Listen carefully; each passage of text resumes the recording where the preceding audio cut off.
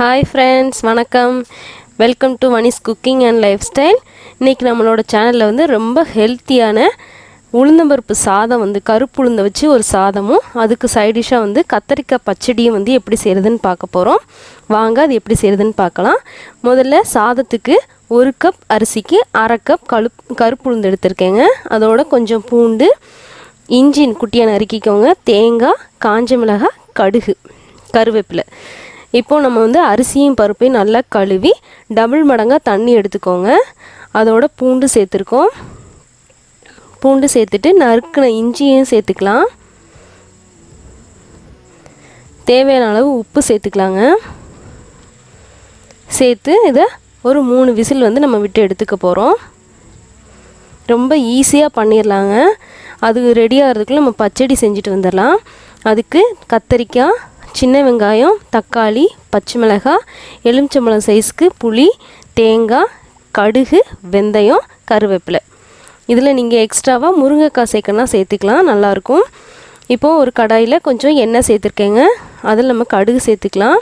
கடுகு நல்லா வெடித்ததும் நம்ம வெந்தயம் சேர்த்துக்கலாங்க. வெந்தயம் நல்லா வெடித்ததும் அதில் நம்ம கருவேப்பிலை சேர்த்துக்கலாம். அதோட நம்ம நறுக்கின வெங்காயம் சேர்த்துக்க போகிறோங்க. சின்ன வெங்காயம் தான் நான் சேர்த்துருக்கேன், அதான் நல்லா டேஸ்ட் இருக்கும். அதை நம்ம நல்லா வதக்கிக்கலாங்க.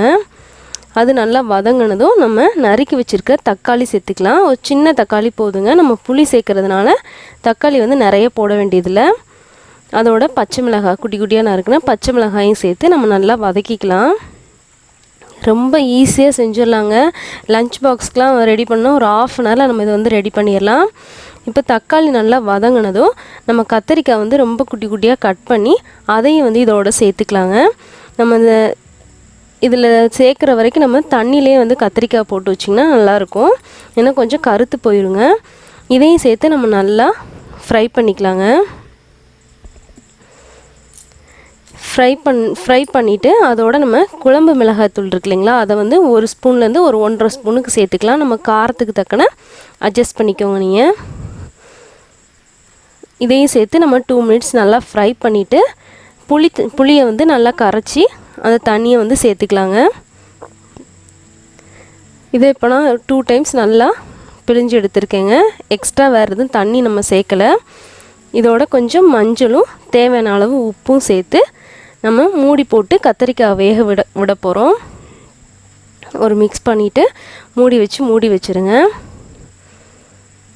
இது வேகிறதுக்குள்ளே நம்ம தேங்காய் வந்து பேஸ்ட் பண்ணிடலாம். பாருங்கள், நல்லா நம்மளோட காயெல்லாம் நல்லா வெந்திருக்கு. இப்போ இதில் நம்ம அரைச்சி வச்ச தேங்காய் வந்து சேர்த்துக்கலாங்க. வந்து நிறையா வந்து நீங்கள் தண்ணியெலாம் சேர்க்காதீங்க. கொஞ்சம் நல்லா கட்டியாக இருந்ததுன்னா ரொம்ப நல்லாயிருக்கும். இல்லை உங்களுக்கு குழம்பு மாதிரி வேணால் கொஞ்சம் தண்ணி சேர்த்துக்கோங்க. தேங்காய் ஊற்றி அதை லைட்டாக அலசி மட்டும் ஊற்றிருக்கேங்க. நான் வேறு எதுவும் தண்ணிலாம் நிறைய சேர்க்கலை. இதை இப்போ ஒரு 5 மினிட்ஸ் வந்து நம்ம மூடி போட்டு வச்சிடலாம்.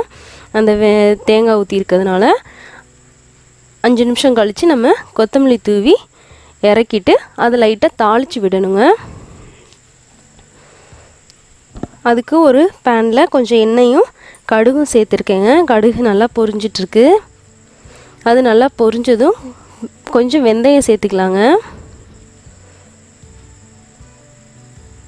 அதுலேயே வந்து கொஞ்சம் கருவேப்பிலை சேர்த்துட்டு லாஸ்ட்டாக நம்ம கொஞ்சம் பெருங்காயம் சேர்த்துக்கலாங்க. பெருங்காயம் சேர்த்து நம்ம குழம்பு ரெடி பண்ணியாச்சு. இப்போ நம்ம சாதம் எப்படி ரெடி ஆயிருக்குன்னு பார்க்கலாம் வாங்க. பாருங்கள், சூப்பராக கலர்ஃபுல்லாக இருக்குது பாருங்கள். ரொம்ப ஹெல்த்தியானதுங்க. நீங்களும் இதை ட்ரை பண்ணுங்கள் ஃப்ரெண்ட்ஸ். இதில் வந்து நிறைய ஹெல்த் பெனிஃபிட்ஸ் இருக்குது. இப்போ இதில் வந்து நம்ம தேங்காய் துருவி வச்ச தேங்காய் சேர்த்துக்கலாம்.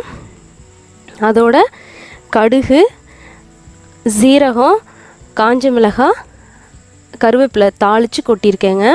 இதையும் சேர்த்து நம்ம நல்லா மிக்ஸ் பண்ணிட்டோன்னா நம்மளோட கருப்புளுந்து சாதம் வந்து சூப்பராக ரெடி ஆயிடுச்சுங்க.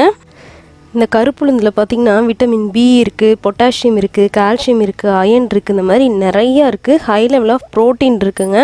ஆனால் ரொம்ப நல்ல டிஷ்ஷுங்க இந்த கருப்புளுந்து வந்து. இதை வந்து இந்த வயசுக்கு வந்த பொம்பளை பிள்ளைங்களுக்கு, அப்புறம் டெலிவரி ஆனவங்களுக்கு, இவங்களுக்குலாம் கொடுத்திங்கன்னா ரொம்ப நல்லதுங்க. டெலிவரிக்கு அப்புறம் வர அந்த பேக் பெயினில் நம்ம கண்ட்ரோல் பண்ணுறதுக்கு இந்த கருப்புளுந்தை வந்து அடிக்கடி நம்ம வந்து சேர்த்துக்கலாங்க. ஏன்னா இது வந்து நம்ம போனெல்லாம் வந்து ரொம்ப ஸ்ட்ராங் ஆக்குங்க. அதனால நம்ம வந்து இந்த கருப்புளுந்தை வந்து அடிக்கடி சாப்பாட்டில் எடுத்துக்கலாங்க. நான் இதுக்கு முன்னாடியே 2 டிஷ் வந்து போட்டிருக்கேங்க உளுந்து பருப்பு வச்சு. அதோட இதையும் வந்து ட்ரை பண்ணி பாருங்கள் ஃப்ரெண்ட்ஸ். உங்களுக்கும் பிடிச்சிருக்குன்னு நினைக்கிறேன் ஃப்ரெண்ட்ஸ். உங்களுக்கும் பிடிச்சிருந்ததுன்னா லைக் பண்ணுங்கள், ஷேர் பண்ணுங்கள், சப்ஸ்கிரைப் பண்ணுங்கள். தேங்க்யூ ஃபார் வாட்சிங்.